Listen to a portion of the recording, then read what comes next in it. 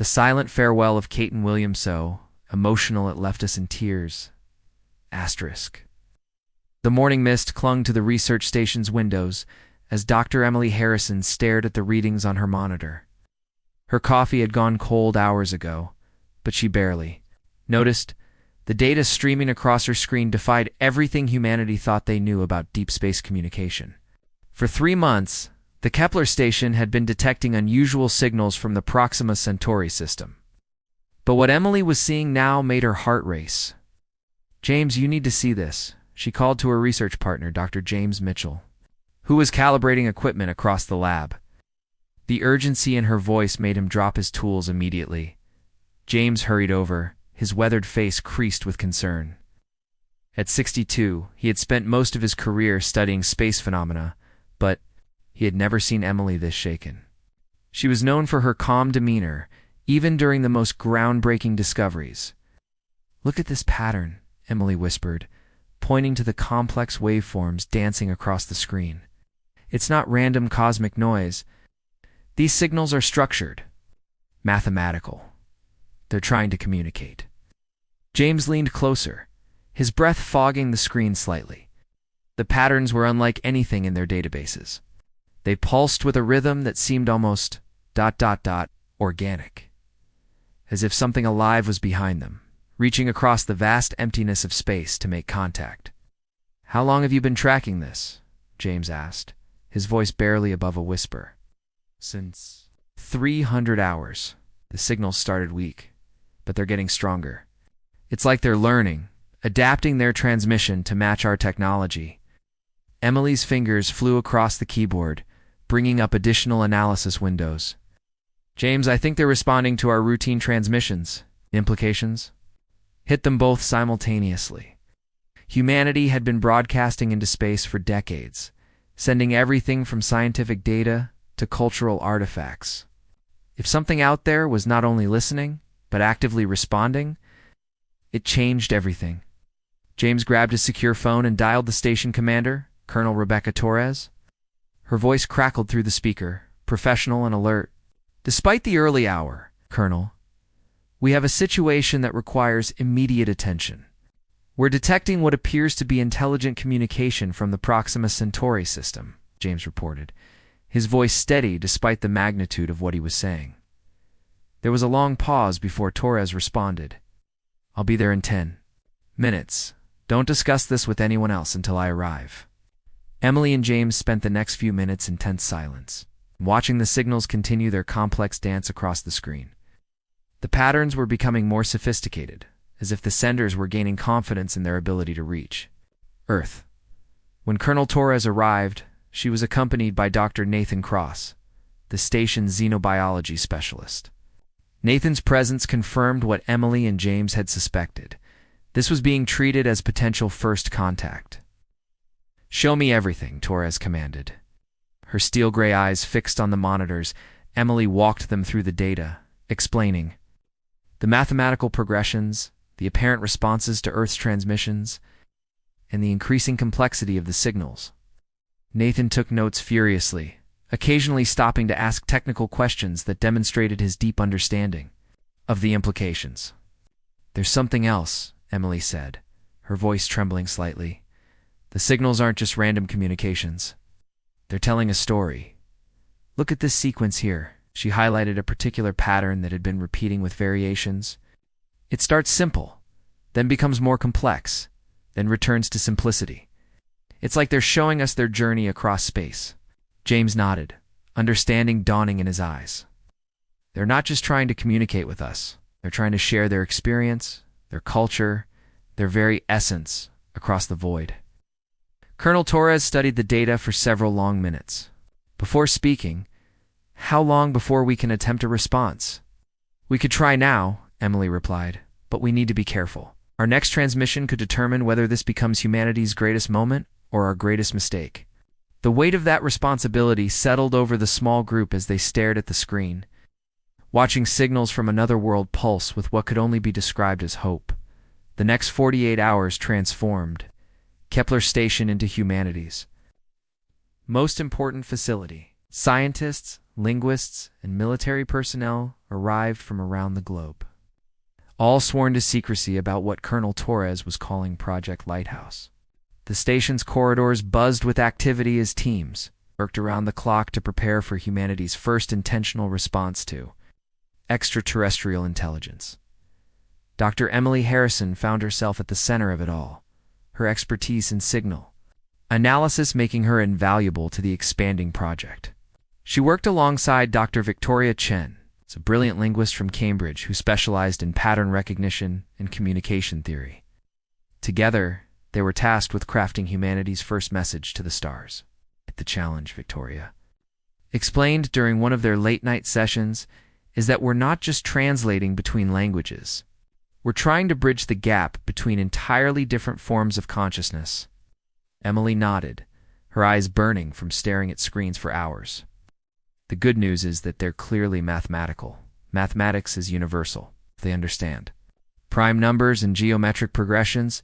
We have a foundation to build on. Dr. Nathan Cross had been analyzing the biological implications of the signals. His team had discovered that the transmission patterns contained embedded rhythms that suggested a collective consciousness rather than individual communication. It's as if we're not talking to a person, but to an entire civilization speaking as one, he reported to the daily briefing. Colonel Torres maintained strict security protocols while allowing the scientists the freedom they needed to work. She understood that this moment could define humanity's future, and she was determined to ensure they got it right. Her biggest challenge was managing the political pressure from world leaders who wanted to be involved in the decision-making process. The president called again, Torres informed James during a private meeting. Every major world leader wants to have input on our response. We're talking about forming an international committee. James shook his head. We can't wait for politicians to debate this. The signals are evolving, becoming more complex every day. If we wait too long, we might lose our chance to establish meaningful contact. Meanwhile, Emily had made another breakthrough. I've been analyzing the story patterns they're transmitting, she explained to the assembled team. They're not just showing us their journey through space, they're showing us their history, their culture, their values. On the main screen, she displayed a complex visualization of the signal patterns. Look at this sequence here. It shows progression from simple to complex, then a period of chaos, then rebuilding. It's like they're telling us about overcoming a great challenge or disaster. Victoria leaned forward, her eyes bright with excitement. And this pattern here, it repeats throughout all their transmissions. It could be their name for themselves, or their fundamental philosophy, or even a greeting. The team had developed several potential responses, each designed to demonstrate different aspects of human and civilization. One focused on mathematics and science, another on art and culture, a third on human emotion and relationships. Dr. Cross advocated for the emotional approach. If they're trying to share their essence with us, shouldn't we respond in kind? What makes us most human isn't our technology or our mathematics.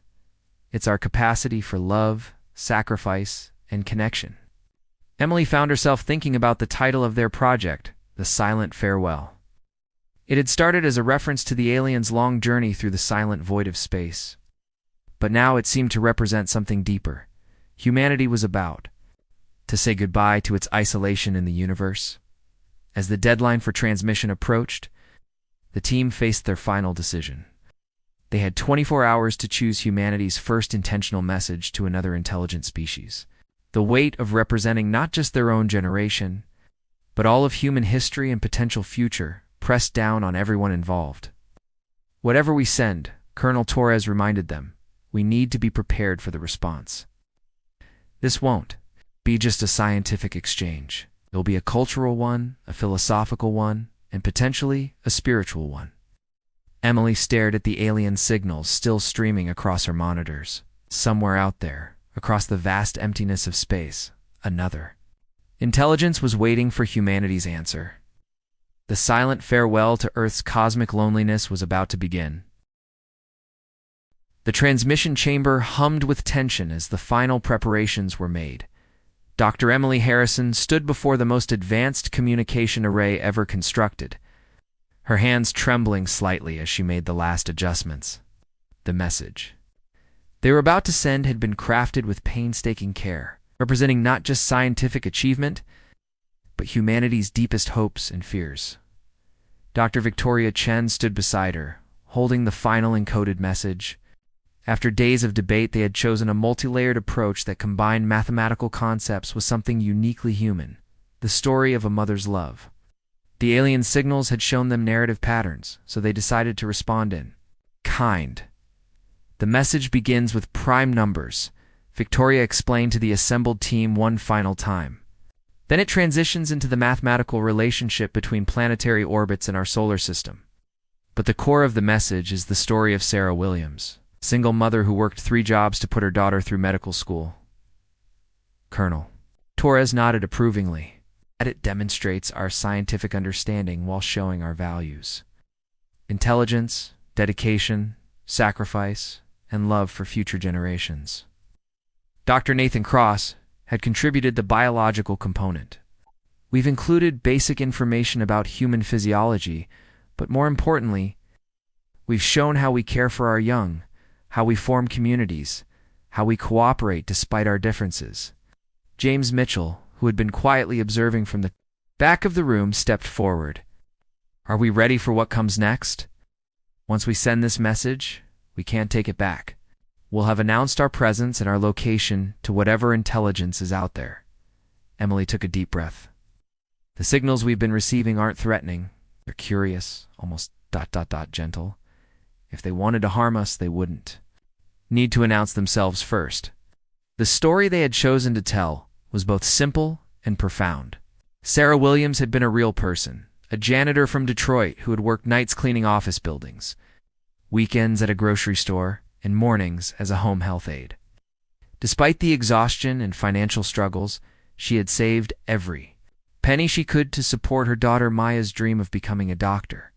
The beautiful thing about Sarah's story, Victoria had explained during the selection process, is that it's universal. Every parent, every being that cares for its young, will understand the depth of that sacrifice. The message included mathematical representations of Sarah's work schedule, the economic concepts of saving and investment, and the biological processes of human development, but it also contained something that pure mathematics couldn't capture: the emotional weight of a mother watching her daughter graduate from medical school, knowing that her sacrifices had made it possible. As the transmission began, Emily watched. The signal strength indicators climb.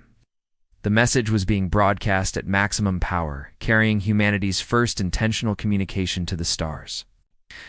The story of Sarah Williams was traveling at the speed of light toward Proxima Centauri, where it would arrive in just over 4 years. But they didn't have to wait that long for a response. Within minutes of completing the transmission, alien signals changed dramatically. The regular patterns that had been streaming toward Earth for months suddenly shifted to match the mathematical structure of their message.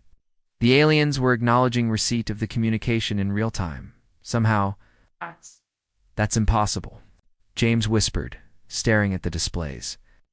There's no way they could be responding this quickly unless they're not at Proxima Centauri, Emily finished.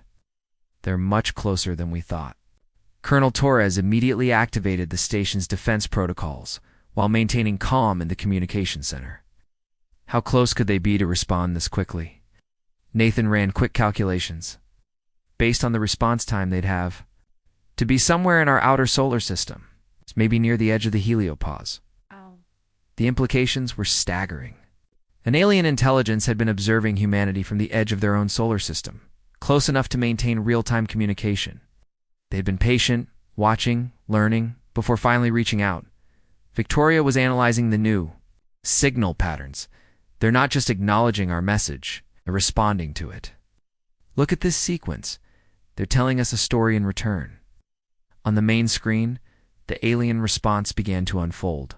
Their story was about a being called something that translated roughly to the caretaker. Like Sarah Williams, the caretaker had made sacrifices for the next generation. But on a scale that was difficult for humans to comprehend, the caretaker's story spanned millennia, describing how their species had recognized that their son was dying and had begun the long journey to find a new home. But instead of abandoning their world, the caretaker had stayed behind to ensure that every member of their species could escape safely, even though it meant being left alone as their world died. "They understand," Emily said, tears streaming down her face. "They understand what Sarah's story means, because they've lived it on a cosmic scale." The exchange continued for hours, with each species sharing stories of sacrifice, love, and hope. Humanity was no longer alone in the universe. Their first contact wasn't with conquerors or scientists, but with beings who understood the deepest truths about caring for others. As the communication session concluded, Colonel Torres looked around the room at her exhausted but exhilarated team. "This is just the beginning," she said. "We need to prepare for what comes next." The following weeks brought revelations that shook the foundations of human understanding. The beings calling themselves the Gardeners had been observing Earth for over 3 centuries, watching humanity's development with the patience of eternal caretakers. Their ship, larger than any human city, had been hiding in the shadow of Neptune, using advanced technology to remain undetected while they studied human civilization. Dr. Emily Harrison found herself appointed as Earth's primary liaison with the Gardeners. The responsibility was overwhelming, but she had developed an intuitive understanding of their communication patterns that made her invaluable to the growing diplomatic effort. "They're not here to conquer, or even to make contact in the traditional sense," Emily explained to the emergency session of world leaders gathered virtually around the secure communication link. "They're here because they recognize something in humanity that reminds them of themselves." The Gardeners had revealed that they were the survivors of a dying galaxy. Refugees who had spent millions of years searching for worlds where intelligent life might develop. Their mission wasn't expansion or colonization, but preservation. They were the keepers of the greatest library in the universe, containing the accumulated knowledge and wisdom of thousands of extinct civilizations. Dr. Victoria Chen had been working tirelessly to improve communication protocols. Her language is based on temporal concepts that don't exist in human experience, she reported. They think in terms of geological time, cosmic cycles, and the rise and fall of entire species. When they tell us about their journey, they're describing events that span longer than human civilization has existed. The most shocking revelation came from Dr. Nathan Cross's analysis of the biological data the Gardeners had shared. They're not just one species, he announced during a briefing that left the entire team speechless. They're a collective consciousness created from the survivors of multiple extinct civilizations. They've found a way to preserve not just knowledge, but the actual essence of dying species. Colonel Torres struggled to maintain security protocols as the implications became clear. "Are you telling me that they're offering to preserve humanity in some kind of digital afterlife?" "It's not digital," Nathan corrected. "Something far more sophisticated. They found a way to preserve consciousness itself, to allow extinct species to continue existing as part of a greater whole. They're offering humanity a form of immortality. But the offer came with a profound cost," the Gardeners explained. That their preservation process required the complete transformation of a species' physical existence. To join their collective, humanity would have to abandon their bodies, their planet, and their individual identities. Emily spent sleepless nights studying the communications from the Gardeners, trying to understand the full scope of what they were proposing. "They're not trying to save us from death," she realized. "They're trying to save us from being forgotten." James Mitchell, who had been quietly analyzing the long-term implications, finally spoke up. "They've been watching us for centuries. Know something about our future that we don't. Else would they offer us this choice now?" The answer came in the form of astronomical data that the Gardeners shared with Earth scientists. Hidden in the complex mathematical models was a terrifying truth.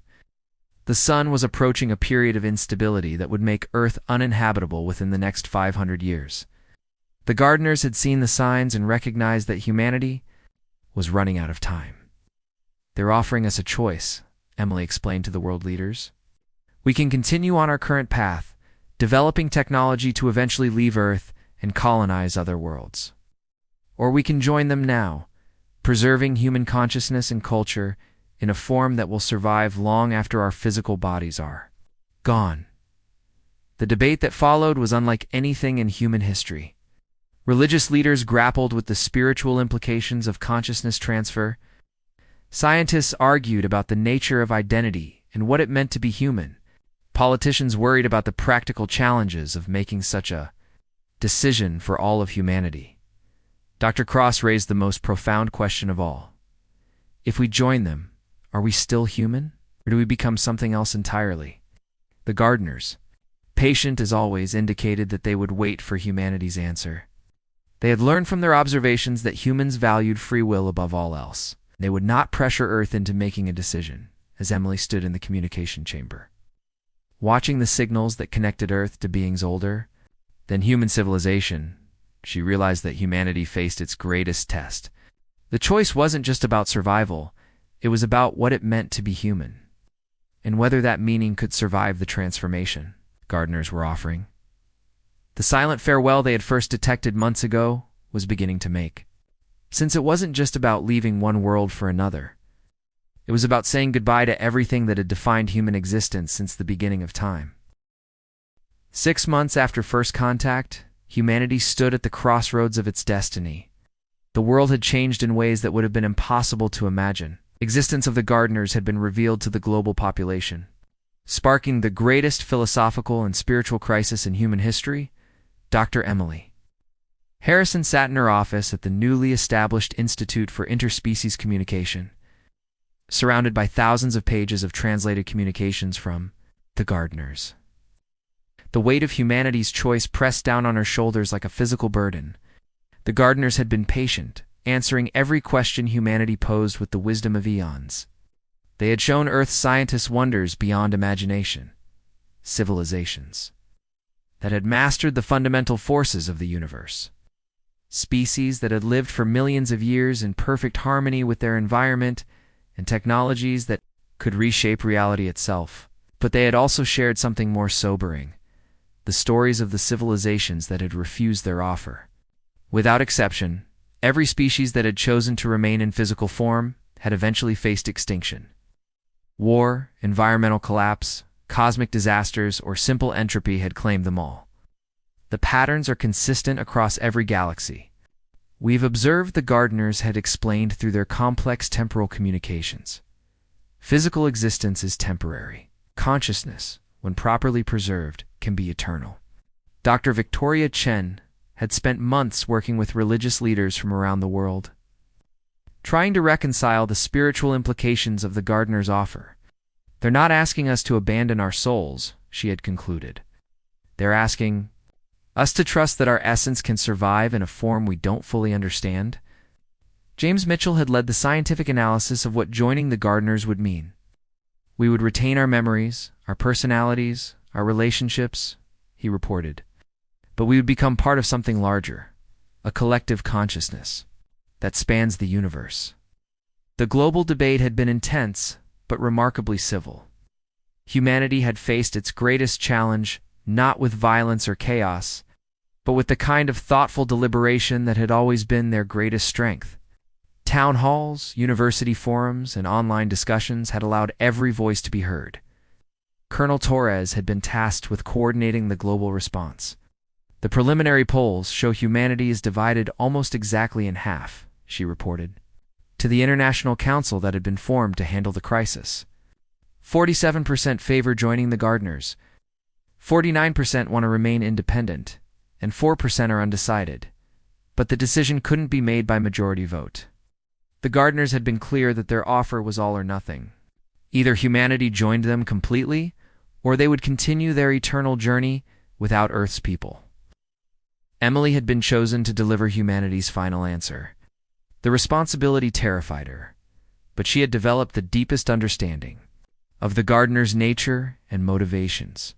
She knew that whatever choice humanity made, it would be respected and honored. As she prepared for the final communication session, Emily reflected on the journey that had brought them to this moment. The story of Sarah Williams, the single mother whose sacrifice had resonated across the stars, had become a symbol of humanity's deepest values. The gardeners had understood that story because they had lived it on a cosmic scale, sacrificing their physical existence to preserve the consciousness of countless species. The communication chamber was packed with representatives from every nation, every major religion, and every scientific discipline. This would be the most important conversation in human history. "We have reached our decision," Emily said into the communication array, her voice steady, despite the magnitude of the moment. The gardener's response came immediately, their consciousness focused entirely on Earth's answer. "We understand the gift you are offering," Emily continued. "We understand that you have seen patterns that suggest physical existence always leads to extinction. We understand that joining you would preserve human consciousness for eternity." The chamber was silent except for the hum of the communication equipment. "But we also understand that being human means more than just survival. It means choosing our own path, even when that path is uncertain. It means accepting mortality as part of what makes our existence meaningful." Emily paused, feeling the weight of history in her words. "Humanity chooses to remain independent. We will face whatever future awaits us on our own terms. We will work to transcend the limitations you have observed in other species. It's not through the abandonment of our physical existence, but through the evolution of our consciousness, while remaining true to our essential nature." The response from the gardeners was immediate and unexpected. Instead of disappointment or rejection, there was something that could only be described as joy. "We have waited eons for a species to make this choice," they communicated. "Every other civilization has chosen preservation over growth, safety over potential. You are the first to choose the difficult path of independent evolution." What followed was the most generous gift in the history of interspecies contact. The gardeners shared technologies that would allow humanity to survive their sun's eventual instability. Knowledge that would help them avoid the pitfalls that had destroyed other civilizations. Most importantly, the location of other young species who might benefit from human contact. "You have chosen to remain gardeners of your own destiny," the gardeners communicated as they prepared to continue their eternal journey. "Perhaps one day, when you have transcended the limitations of physical existence through your own evolution, we will meet again as equals." As their massive ship disappeared into the depths of space, humanity was left with a profound realization. They had been offered immortality and had chosen growth instead. The silent farewell was not an ending, but a beginning, the start of humanity's journey to become something greater than they had ever imagined possible. Molly stood in the communication chamber, watching the last signals fade from the screens. Humanity had chosen the harder path, but it was their path. In 4. The first time since the signals had first appeared, she felt truly proud to be human.